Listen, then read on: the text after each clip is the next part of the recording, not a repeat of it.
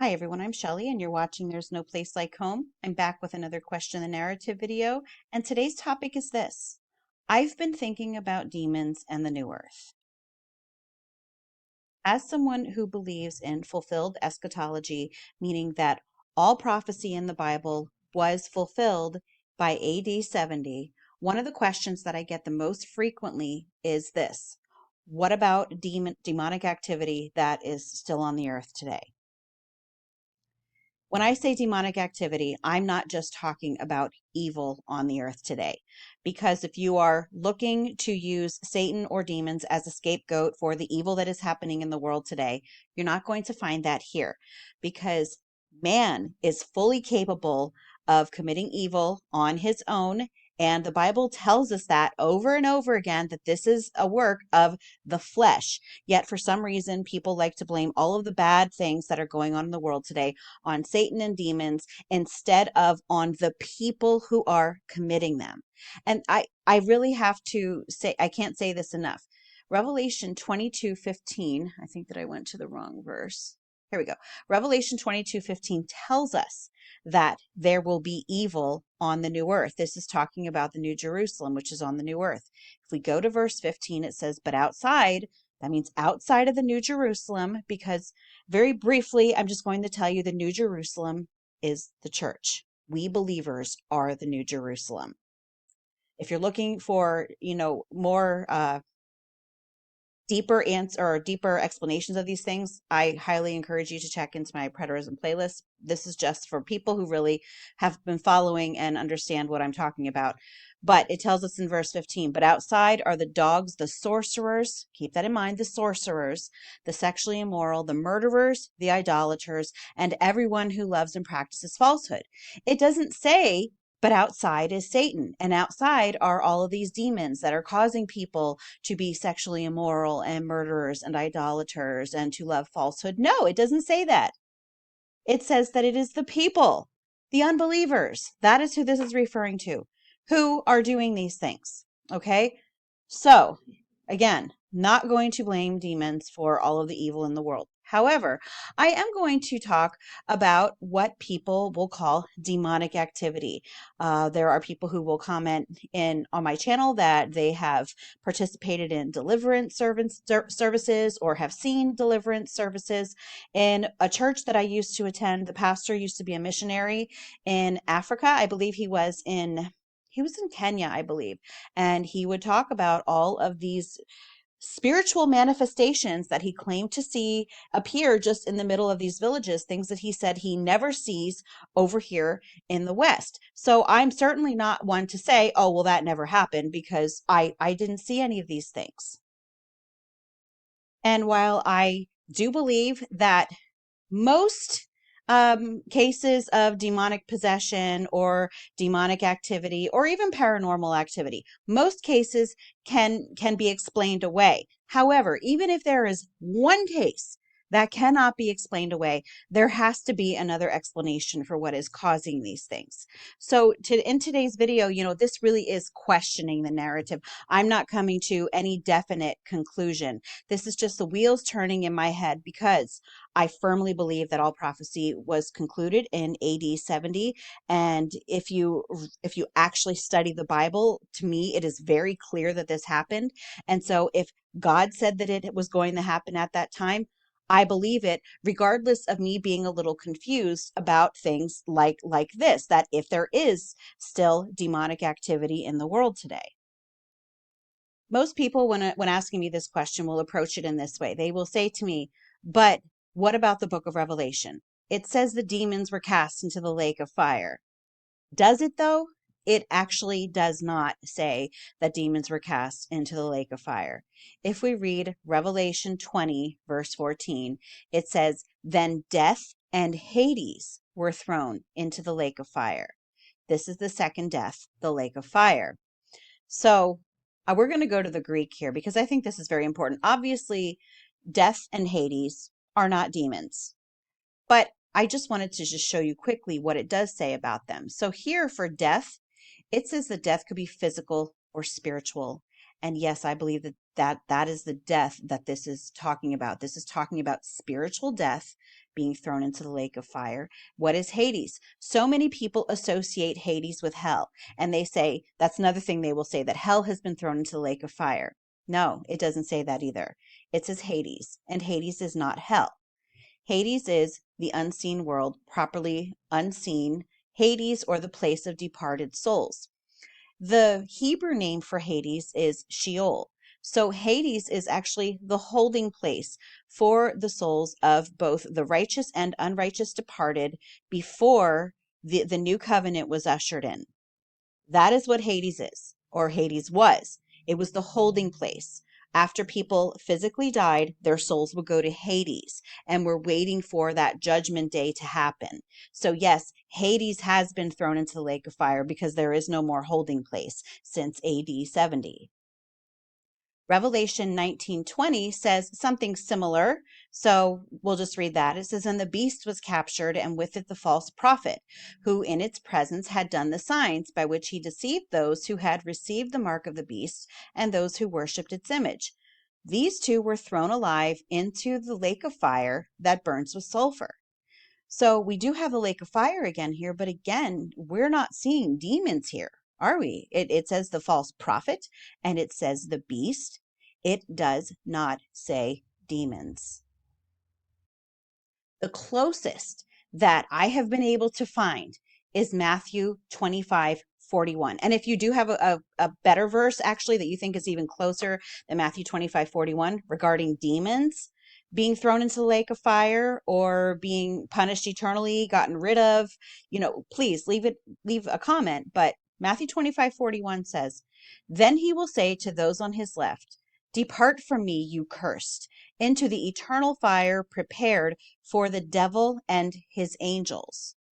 So, regardless of whether you think the devil and his angels are spiritual beings, or whether you think that the devil and his angels may actually be referring to the high priest and possibly the Pharisees, which I think that is highly likely. I'm still thinking about that, praying about that. I don't know. But regardless of whether you think this is in particular is speaking of spiritual or not, this is the devil and his angels. So a lot of times people will associate fallen angels, meaning those angels who are not doing the Lord's bidding, but who are instead doing the devil's bidding. They will associate them with demons. And in fact, it was even on Got Questions that as I was searching this, I found that Got Questions says demons are fallen angels. Actually, they are not fallen angels. And so that is why demons cannot fit into this verse either. And I have an interesting article to share with you on that by Dr. Michael Heiser. Where do demons come from? I'm not going to read the whole thing, but I'll leave a link in the description. Everyone familiar with the Bible knows it talks about angels and demons, but most would be surprised to learn that there's no verse in the Bible that explains where demons came from. Christians typically assume that demons are fallen angels, cast from heaven with Satan, the devil, right before the temptation of Adam and Eve. But guess what? There's no such story in the Bible. The only description of anything like that is in Revelation 12:9. But the occasion for that whole episode was the birth of the Messiah, an event long after Adam and Eve. The idea of a primeval fall of angels actually comes from church tradition and the great English poet John Milton in his epic Paradise Lost. So if the Bible doesn't record an ancient expulsion from heaven by hordes of angels who then became known as demons, where do demons come from? There's actually a straightforward answer to that question, but it's likely one you've never heard of. In ancient Jewish texts like the Dead Sea Scrolls, demons are the disembodied spirits of dead Nephilim giants who perished at the time of the Great Flood. I know what you're thinking, Mike. You're trying to freak us out because it's Halloween season. I'll admit this is great fodder for Halloween, but I'm serious about that being the answer. Scroll down here. While I reference the Dead Sea Scrolls above, don't be misled. This explanation for the origin of demons has secure links in the biblical text. They just aren't obvious, to us anyway. To an ancient reader, someone who lived during the time of the Bible, here we are coming up with audience relevance, which is so important, this explanation would have been quite clear. For us to see what they saw, we need to go back to the Bible's account of the Great Flood. The first 4 verses of the Bible's flood account read, and this is Genesis 6, 1 through 4, when man began to multiply on the face of the land, and daughters were born to them, the sons of God saw that the daughters of man were attractive, and they took as their wives any they chose. Then the Lord said, My spirit shall not abide in man forever, for he is flesh. His days shall be 120 years. The Nephilim were on the earth in those days and also afterward, when the sons of God came in to the daughters of man, and they bore children to them. These were the mighty men who were of old, the men of renown.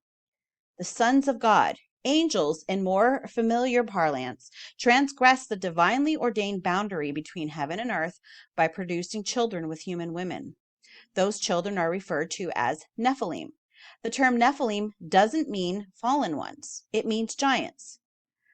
For our purposes, what we need to focus on is that scholars of ancient cuneiform, the wedge writing on clay tablets known from ancient Mesopotamia, have recently uncovered new evidence in those tablets that provide clear, explicit parallels to Genesis 6, 1 through 4 that validate what I'm presenting and explain why this weird story was included in the flood story. So that's all I'm going to read of this article, but suffice it to say, demons are not fallen angels. Demons are the disembodied spirits of dead Nephilim giants. They are the disembodied spirits of the children of the sons of God. Some people call them the Watchers. The book of Enoch calls them the Watchers, who had children with human women. That is where demons come from. They are not fallen angels. So if we go to Matthew 25:41, that is not referring to them. The only verse I have found that kind of sounds like it might be referring to something like this is Matthew 8. We'll start with verse 28 and we'll read 28 and 29. When Jesus arrived on the other side in the region of the Gadarenes, he was met by 2 demon-possessed men coming from the tombs. They were so violent that no one could pass that way. What do you want with us, Son of God? They shouted. Have you come here to torture us before the appointed time?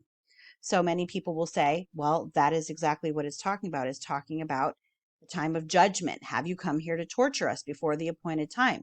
And I'm saying, yes, that could definitely be what they're talking about. It certainly seems like that's what they're talking about. But the question is, if that is indeed what happened, and it doesn't say that they were actually thrown into the lake of fire or even that they were destroyed, it just says, have you come here to torture us before the appointed time? So let's go to the Greek and see what it says for torture. To examine, as by torture. I'm not sure. I torment, I buffet. I have no idea what that means. As of waves. And from basanos, to torture. So yeah, it means to torture. And I don't see anything about them being destroyed. I just see about them being tortured. But even so, if they were tortured during that time period, possibly destroyed, again, how is it possible that there might still be demonic activity today? If this is not just talking about torturing, if it's actually referring to them being destroyed, which again, I don't see anything in the text that indicates that, how would it even be possible for there still to be demons then, if that were the case? There are many stories of royal families from around the world, and I've done videos on this in the past, who claim to be descended from the gods, the lowercase g gods. And, included in that are the pharaohs, claim to be descendants of the gods. The Mayan royalty claim to be descendants of the god. Of the gods. You even hear stories from Europe that they claim that their royalty is descended from the gods. Sometimes they claim to be descendants of Jesus himself. If you are listening to the Merovingian dynasty, or the Sinclair claims to have ties to this, which we know is demonic in nature. Anything that is not of God, would be considered demonic. But this is a common narrative. And we also know from reading about King Og of Bashan, who was, I believe that he was referred to as a Rephaim in the Old Testament, but they were descended from the Nephilim, and he was a king. So it was, and also in parallel cultures, you will see that these giants were royalty. And so if these giants, if these Nephilim continue to have children, usually I would say probably continuing with humans, then, could it be possible that some of these ancient families actually were descended from the Nephilim? And is it possible that today we still have royal families who, no matter how watered down, may have some Nephilim blood in it? The question is how much? So, what I'm thinking is that if there have continued to be descendants of Nephilim passed down over the generations. And again, it could be getting more watered down, or who knows, maybe they could have been trying to keep it, tighter together. But if it's possible that these royal families really do have Nephilim DNA, then what does happen to their spirits when they die? Because they still do have that Nephilim DNA in them. So even though we are this far removed from the original incursion, the question remains, would their spirits then become demons? And is that how there are still demons in the world? Because are there possibly still Nephilim who are dying physical deaths, but then their spirits are going on to continue to torment people? I don't know. I'm not pretending to have an answer. This is just something that I have been thinking about. I do want to put in a huge caveat here, though. When I was growing up, I was always really intrigued by, ghost stories and stories of demon possession. And, I even recorded a video and shared it here about some paranormal activity that I had experienced in a house that I used to live in. And, to this day, it still freaks me out to think about it. But the question does remain, are some of these things a product of our imagination, a product of suggestion? I was inclined to, believe in these things because I found them interesting, or did I really see something? And I think that either one is a possibility. But I think that the problem is that a lot of people will not consider the possibility that it was something other than demonic possession. There are some people who just are like I was and are just really into this. And I hate to say it, but some people don't want it to be anything but demonic possession. And unfortunately, what I see happening is a lot of times the power of suggestion. Sometimes you might call something like mass hysteria, or I don't even know. I don't really want to call it hysteria. But when people get excited and get caught up in the moment and truly believe that some things are going on, is it what they really believe, or is it just their minds who are doing these things? The heretic chick chat shared an interesting video. I'll link it in the description, a while back, and she was sharing the story of her daughter who went to a friend's church, and it was a charismatic church, and it ended up that she was at a deliverance service, and so they were thinking that her daughter was possessed. And again, go listen to her tell the story. She tells it much better than I do, but basically her daughter thought this whole thing was really weird. And so while they were laying their hands on her and trying to pull this demon out of her, she was like kind of tensing up, trying to hold back laughter because she just thought the whole thing was just absurd. So she was trying not to laugh, and so she kind of tensed herself up. Well, they took that tensing up to mean that it was the demon inside of her who was trying to keep its way in. And so again, listen to that story. She tells it much better than I do. But I think that sometimes this could also be the case, that a lot of times what people think are deliverance and things like that could possibly just be people being caught up in the moment. Now, am I going to say that none of them are real? No, absolutely not. I have never been at a deliverance service, and I have never seen demonic manifestations like the pastor at my old church claims that he saw when he was in Africa. And he basically said, look, he said, the things that you see in Africa, you would never see over in the Western world, and that's because we don't believe it in the Western world. He said over in Africa, people, strongly believe in this stuff.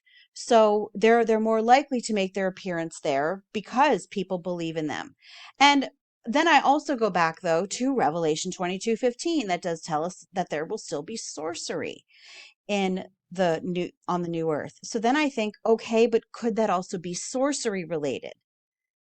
I don't know. I have also even thought about the idea of parallel, realms where there are, we know that there are other realms besides ours because there's a spiritual realm and then we are right here in the physical realm. So we know that there are at the very least those two. So is it possible that there is another realm? Some people on psychedelic drugs claim to enter these other realms while they're having these hallucinations. And again, there's the question, is it a hallucination or are they actually seeing something? I don't know. I've never taken drugs. But, it's still something that is interesting to think about. Could there be a crossover between these two realms?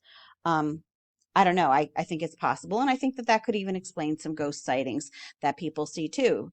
Could it just be that there are parallel realms that are kind of crossing together? It's a possibility. Again, I'm definitely not here to give you any definite answers. But most importantly, I just want to go back to the fact again that I do not see any verses saying that demons were thrown into the lake of fire. I don't see any verses that say that demons were destroyed.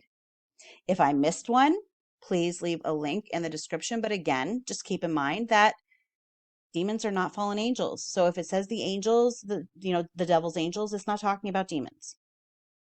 So that's really important to learn to distinguish between that. And so I hope that this kind of gives some people an answer to their question. I don't know. In the end, I have to say, I don't know. I'm just presenting to you some possibilities, but also I wanted to share those scriptures with you because I don't think there's any indication that demons were destroyed. I could be wrong. That's all that I have for you today. If you like this video, give it a thumbs up. If you haven't subscribed and would like to hear more of what I have to say, I would love if you would do that. If you have any questions or comments, you can leave them down below. And if you like my work and would like to become a channel member, I will leave a link in the description box for that as well. Or you can just click on it right on my channel page. And I hope you have a great day.